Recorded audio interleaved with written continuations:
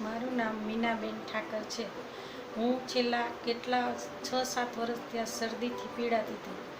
મને ઋષિકુલનો સંપર્ક સાધવા મળ્યો અને મેં ડૉક્ટર હરેશભાઈ વ્યાસની ટ્રીટમેન્ટ ચાલુ કરી, જે મેગ્નેટ થેરાપીથી અને એક્યુપ્રેશરથી મને રાહત થઈ.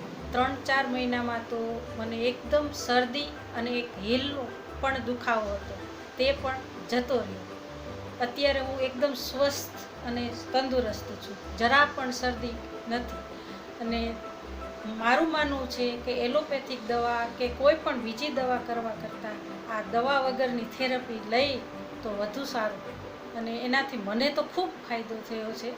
બાકી તમે હરેશ સરને સંપર્ક સાધી અને ટ્રીટમેન્ટ કરી જુઓ તો તમને ખ્યાલ આવે.